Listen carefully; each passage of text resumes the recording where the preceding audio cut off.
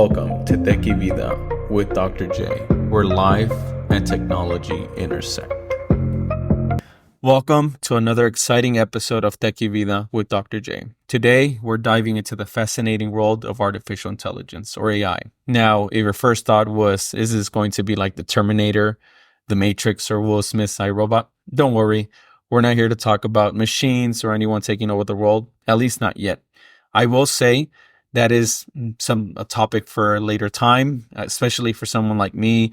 Anytime I think about the potential of technology, I always think about the Terminator, iRobot, or The Matrix because they all operate off some elements related to technology. For today, we're going to go over AI 101 for all my listeners out there.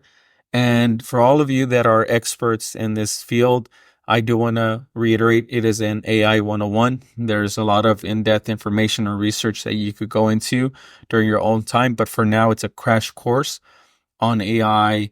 And with that, I'm going to start with a little AI introduction. I want you to think of AI as the ultimate teammate you never knew you needed. Imagine your fridge knew exactly when to order more snacks for game day. AI to the rescue in this case. For all of us that played sports or were involved in sports, and we were often wishing that we did have a fridge that could order us snacks, or in this case, our parents would be the ones that would be purchasing it growing up. So what exactly is AI? In simple terms, AI is like teaching your gadgets to think and learn. It's not just about robots. It's the brains behind Siri, Alexa, and those sneaky recommendations that you get, whether they're from Netflix or certain social media platforms that sometimes feel like they know you better than your best friend. For me, I'm not a big fan of certain items, so I always monitor the settings within different devices, but we could talk about that later. Or remember that scene where Will Smith had trust issues with his robot sidekick?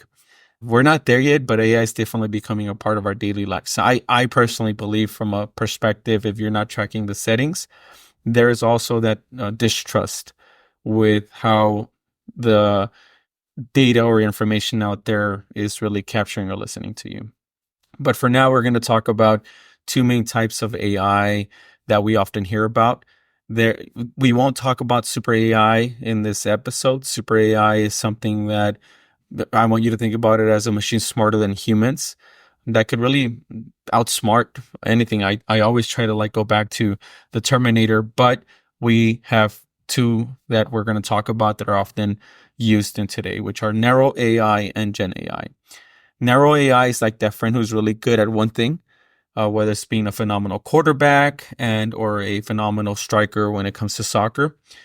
But number one, from the quarterback's perspective, they can't catch the ball to save their own life. Or from a striker's perspective, they can't defend. And that is in essence what narrow AI is. It's narrow in that perspective. This type of AI is designed to really do specific tasks like spam filter or the face recognition that unlocks your phone. Gen AI, on the other hand, is like the Swiss Army knife of AI at this moment. It's a dream for now, but imagine a robot that could do anything a human can do, maybe even better. There's a lot of folks that will actually say it's doing it better than a lot of humans today. But we're going to now get into how it works. I want you to think about it, and hopefully it's not boring. I want you to think of AI like if you're training for the big game.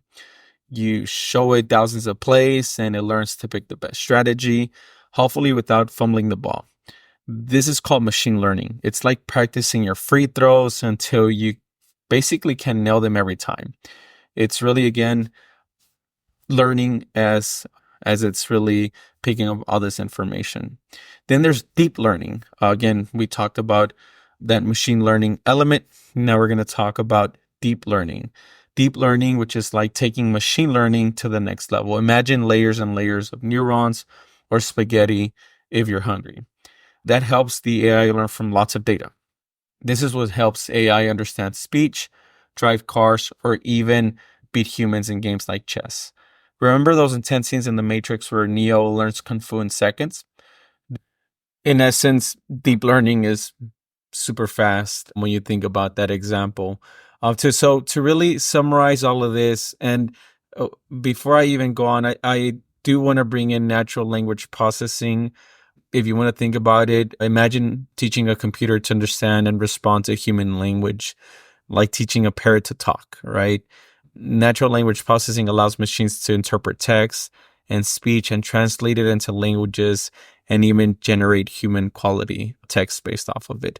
So going back, we talked briefly about machine learning. Again, it's think about it like training a dog.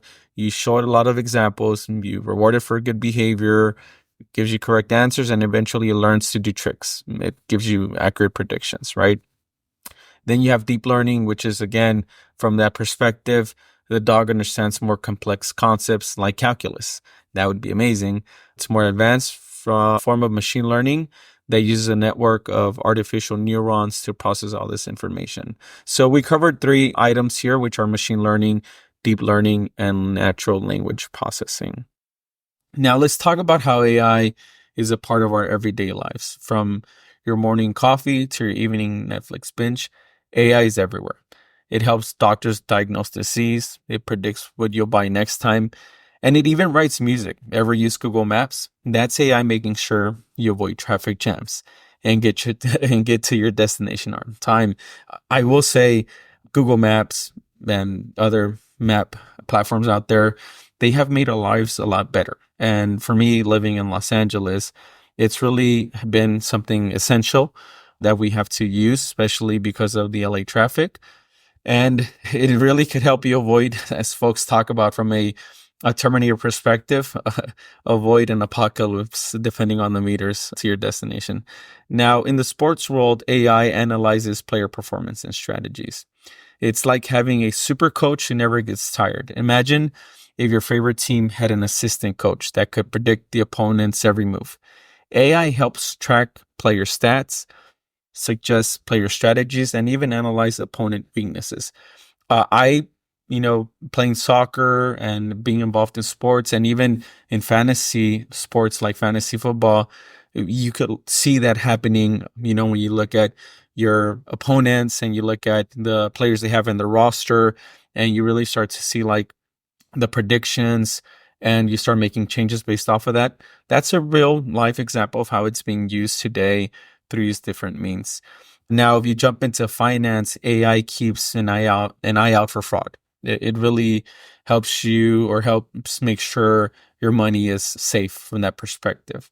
But again, do not hand over your password. I always recommend safeguard anything and everything that involves finances.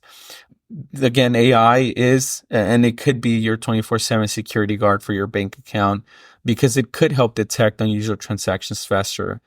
Now, again, it's a quick crash course of what AI is. I try to really tie it into something that we all know, but I also like to think about the future of AI. So what does the future of AI hold? Well, to me, and like I think technology in general, sky's the limit. I really think there's a lot of potential for AI. I hope there's a lot of good for AI. And that's why we need to make sure that we, leverage it and we are on top of it as users when it comes to technology. And if you want to make fun of this, some people would really think about not only sky being the limit, but the stars. If you ask someone like Elon Musk. But again, scientists are working on making AI more advanced and versatile. There's a lot of new discoveries coming about. If you're following AI, just a few weeks ago, we could go about everything that came out, whether it was from Google, whether it was from OpenAI.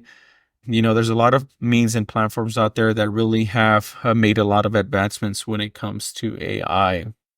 In this case, you could think about your smart homes. For those of you that do have a smart home, that adjusts to your preferences, or personal robots that can cook and clean, and even AI-powered cars that drive you around while you nap.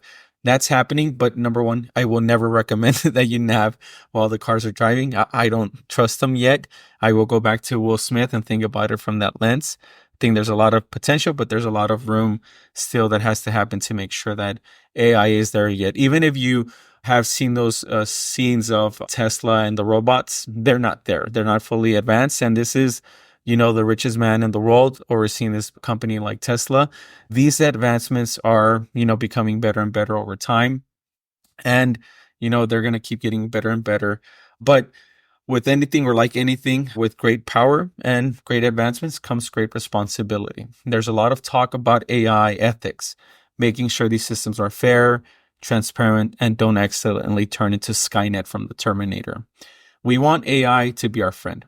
That is something that we all know and we all agree that we want to leverage AI to the best of its potential. Again, we talked about certain tools out there, whether it's like those of you using ChatGPT, Perplexity, or Gemini, and Copilot, right, from Microsoft. These solutions are really here to make or help us from a personal and professional perspective, make our lives much easier. And, they're really here to help us if we leverage and use them. I 100% recommend that everyone out there that is listening, that you use AI and you start to really tinker with it, play with it, start to leverage it. I, will say from my personal case, I do leverage AI a lot. I use it. I use pretty much everything and anything that's out there, whether it's from image generation to text-based to chats and whatnot. There's just a lot out there to consume and really leverage to really make your life much easier. I used it recently when it came to visiting a theme park. I went ahead and I created my to-do or my plan of action for the day and really leveraged it to help me think or create that plan that would help me spend great time with my wife and my daughter. But again, AI is really here to make life easier, not only for everyone, but, even for athletes. AI is really helping with injury prevention. If you think about athletes, helping us with our personal, professional lives, as I mentioned earlier, and really giving you suggestions that could really help you and techniques based on, if you're into sports, based on your unique body mechanics. Really, AI is in this element serving as a personal assistant or trainer, and at the same time therapist. Even though I do not recommend that you leverage AI to that because it's still learning, it's getting better and better. I 100% recommend that you still visit a physical therapist if you've gotten injured or hurt. So there you have it, folks. AI in a nutshell, it's an amazing technology that's changing the world one algorithm at a time. From making our daily lives easier to tackling big challenges. AI is here to stay. And remember, if your toaster starts to talk to you or any tech device out there, it might be time for you to really cut back on those sci-fi movies. Until next time, this is Dr. J on Tech y Vida. Stay curious, stay informed, and may your future be bright. Just not too bright with those glowing red eyes from the Terminator.